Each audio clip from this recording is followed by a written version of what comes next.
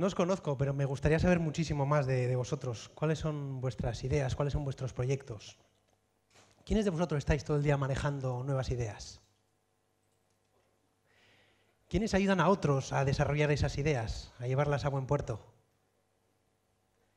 ¿Y quiénes de vosotros sois los que estáis todo el día buscando la manera de poner la zancadilla a la idea para que no vaya a ningún lado? Pues no lo entiendo. No entiendo cómo hay tantísimas ideas que se quedan en el camino. No entiendo cómo... Bueno, si estáis en esas grandes organizaciones que parece que están anestesiadas, que parece que tienen antivirus, ¿no?, contra el cambio, que tienen anticuerpos contra la innovación, pues lo puedo entender. Porque en esas empresas, de todas maneras, con la cantidad de talento hay, ¿cómo lo consiguen? ¿Cómo consiguen frenar sistemáticamente la innovación?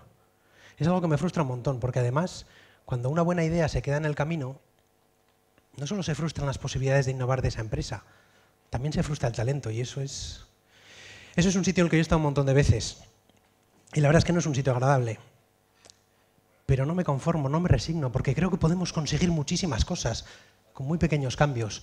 Creo que podríamos conseguir conectar a los que están deseando colaborar, conectar a las personas dispersas y diversas que podrían cambiarlo todo. Podríamos fijarnos, por ejemplo, en otras empresas, mucho más pequeñas, con menos medios, con menos recursos, con menos talento, pero que hacen cosas alucinantes, que consiguen unos resultados impresionantes. ¿Y cómo lo hacen estas otras empresas? Yo creo que deben tener un sistema distinto, ¿no?, de trabajo. Debe tener una forma diferente de trabajar o de conectar los recursos con las personas, con los proyectos. Porque si los pensamos, es que es verdad que la forma en que nos conectamos las personas y las ideas es que lo cambia todo. Pensad, por ejemplo, en los átomos de carbono. En función de cómo conectes los átomos, en función de las conexiones vas a tener resultados completamente distintos. Puedes tener desde el grafeno al grafito, al carbón, al diamante, y son exactamente los mismos átomos, pero dan lugar a resultados completamente distintos. Y todo depende de la forma en que se conecten. Bueno, pues este es un tema que a mí me interesa especialmente. De hecho, llevo unos 4 años o así dándole vueltas sobre cuáles son las condiciones bajo las cuales este tipo de enlaces tienen lugar. ¿Cuáles son los enlaces y las conexiones entre las personas que hacen que en lugar de salir carbón salga diamante? Y ¿sabéis una cosa? Creo que he dado con ello. Hace 2 años Google NASA me dio un premio por este concepto y desde entonces vengo desarrollando una herramienta que hoy quiero compartir con todos vosotros. Pero antes dejadme que os cuente un poquito más de la historia. Para mí todo empezó en 2008, cuando la televisión catalana me dijo, oye, ¿y no nos podéis ayudar a cambiar el clima, a cambiar los procesos, a cambiar la forma de trabajo para que nuestros creativos vuelvan a ser lo que fueron en su momento, para que brillen como antaño? Yo nunca había trabajado con personas entonces. Bueno, sí, con mis compañeros, con mis colaboradores, pero no con personas como objeto de mejora, no con arquitecturas organizacionales, no con procesos. Con lo que era una cosa nueva para mí, pero perfecto, porque ellos buscaban algo nuevo, un enfoque distinto.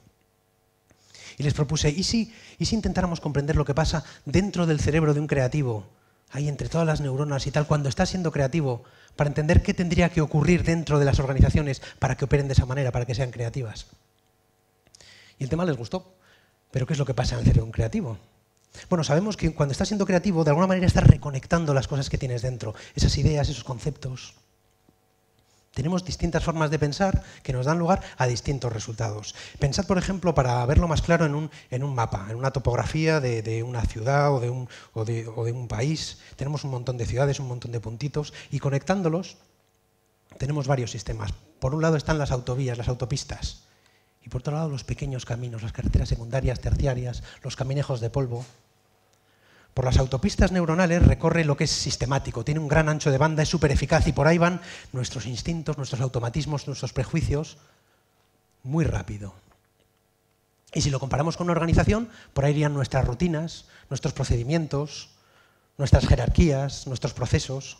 Y luego hay otro tipo de conexiones completamente distintas, que son las conexiones que se crean cuando entendemos algo, o cuando aprendemos algo, o cuando imaginamos algo, o cuando estamos siendo creativos. Esas conexiones son muchísimo más débiles y conectan también las neuronas que hasta ahora no estaban conectadas.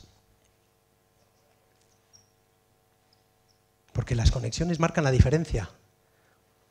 Bueno, y si esos son los comportamientos que queremos en nuestras organizaciones, ¿no serían esas las conexiones que deberíamos precipitar? conexiones entre sedes, entre departamentos, entre personas, entre cargos, entre capacidades que están desconectadas. ¿No sería eso exactamente lo que tenemos que hacer? Ya. ¿Y eso cómo lo hacemos? Claro, ese es el kit de la cuestión. Hay algunas organizaciones que han entendido que lo que hace falta en primera instancia es ciertos grados de libertad, la capacidad de que la gente tenga libertad para autoorganizarse y para reconfigurarse. Y hay otras que en lugar de trabajar con las arquitecturas de las organizaciones, en lugar de cambiar de jefe para que dé más libertad, lo que hacen es trabajar con la arquitectura espacial, con la arquitectura de las oficinas, cambiar de sede o rediseñarlas. Y hacen cosas curiosas, cuando menos. Apple, por ejemplo, pidió a los arquitectos que redujeran drásticamente el número de cuartos de baños que había por planta, para que la gente en sus migraciones hasta el baño no tuviera más alternativa que encontrarse. Y luego en las colas del baño también. Hay otros un poco más sutiles que adoptan otro tipo de enfoques diferentes. Y si mejoramos y ampliamos los lugares de encuentro y si le damos prioridad a esos espacios para que la gente tenga que pasar por ahí y se encuentre. Otros hacen oficinas transparentes, que son completamente desjerarquizadas, que no tienen despachos. Y esas cosas funcionan. Y también muchas metodologías funcionan. Lo que hice con la televisión catalana funcionaría. Lo que pasa es que tiene un problema, que no lo puedes escalar de 40 a 400, a 4.000 personas. Entonces ahí tenemos el problema de la escala. ¿Cómo conseguimos que algo que funciona en un contexto funcione en otro completamente distinto? Y para eso, para escalar la solución, podemos utilizar tecnologías como las actuales. Lo que pasa es que seguimos teniendo el problema de cómo encontramos la solución. Así que nosotros fuimos al origen para encontrar la solución. ¿Y sabéis lo que encontramos ahí en el origen? La serendipia. Porque nos guste o no, la serendipia es el origen y es el protagonista de buena parte de nuestros descubrimientos científicos, tecnológicos. Pero no solo eso. Es responsable de cómo aprendemos, de las relaciones que establecemos, de cómo encontramos novia, cómo encontramos amigos, cómo encontramos parejas o cómo encontramos la gente para llevar a cabo nuestros proyectos. Y podéis pensar, joder, las grandes empresas, con la cantidad de talento y de gente que hay ahí, la serendipia tiene que ir como un tiro, ¿no? Pues que va más bien al contrario. Las empresas se globalizan, se virtualizan, se descentralizan, se especializan, y esos roces, esos encuentros aleatorios son cada vez menos probables. Con lo que la serendipia no le va muy bien en las grandes organizaciones, no lo tiene fácil. Justo ahora, que es cuando más lo necesitan. Y podríamos hacer eventos como este. Pensad, aquí nos hemos juntado unas 100 personas más o menos motivadas, con ganas y con capacidades. Y si vienes buscando a alguien, puede ser que lo tengas sentado justo a tu lado. Y si hablarais, podrían salir chispas de ahí. Pero mucha gente no va a hablar. Y en lugar de la magia y de la química y de los proyectos que podrían surgir entre vosotros, en lugar del amor o de las buenas colaboraciones o de las grandes ideas, para muchos no va a pasar nada. Y el tren se irá. Había un poeta que hablaba de los besos que no se dan. A mí me frustran las conversaciones que no se tienen. Porque esas conversaciones podrían ser el principio de todo lo bueno que podría pasar después. Y algunos diréis, bueno, redes sociales, para eso están las redes sociales. Pues no, tampoco. Las redes sociales no generan serendipia. Las redes sociales suelen ahondar en lo que ya conocemos. Nos dan espacios o canales artificiales de encuentro.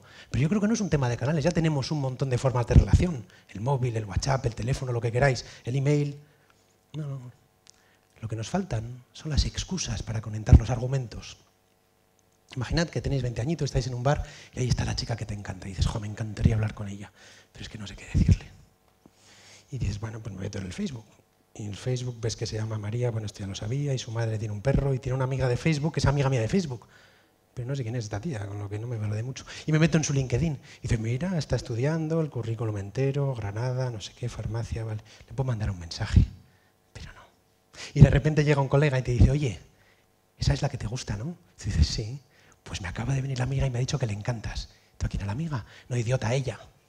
¿Y qué haces? Pues vas y te acercas y hablas con ella. ¿Por qué? Porque no hay riesgo. No hay riesgo de que te mande a regar. Es súper eficaz. Claro que no siempre tienes el coleguilla, ¿no? Entonces ya tenemos en los móviles programitas que te dicen, hey, Diego, ¿quién te gusta? Tú dices, joder, pues esa. Y dices, espera, que tú también le gustas. Y dices, hombre, ¿cómo que yo le gusto? ¿Quién te lo ha dicho? ¿El algoritmo o algo? Y dice, que no, coño, que lo ha dicho ella. ¿Y qué haces? Pues vas y hablas con ella. Súper eficaz. Muchos sabréis de lo que estoy hablando de Tinder.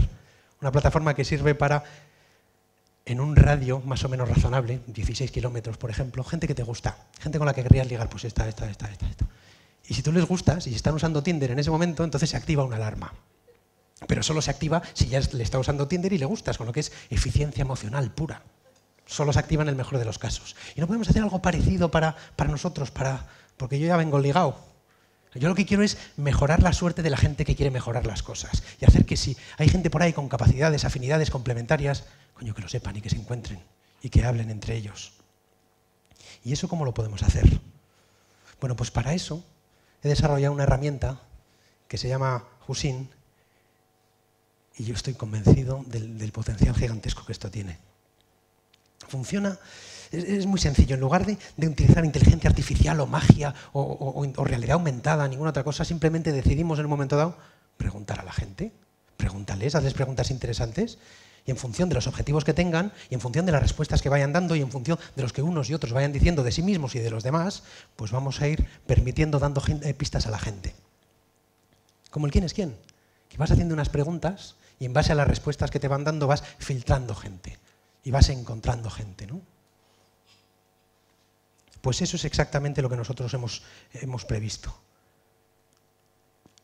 Un sistema de preguntas inteligentes que se contesta fácilmente, contestando pues como el quién es quién, y en base a esas preguntas una serie de pistas. Pistas muy sencillas, pistas muy visuales, pero solo para vuestros ojos. Porque nadie más necesita saber lo que recibís, desde luego no tu jefe y tampoco tus compañeros. Porque son pistas para ti, para que sepas, por si quieres. Lo que hagas con ellas, ya verás, no condiciona, no genera ningún tipo de expectativa de retorno. ¿Y estas pistas qué hacen y cómo son? Bueno, pues tenemos pistas de tres tipos. Tenemos pistas, por un lado, personales, que es una especie de espejo aumentado, que hablan de lo que no es evidente respecto a ti, privadas. Pistas interpersonales, que son como la cenestina. Y luego pistas de este tipo, que son las azules, que son las colectivas, las que todo el mundo puede recibir en potencia, y que hablan, es una síntesis de las opiniones, las inteligencias colectivas, etc. Sirven perfectamente para tomar el pulso a la organización y para hacer otro tipo de análisis, como por ejemplo los de consultoría, de self-consulting, que me parecen súper interesantes.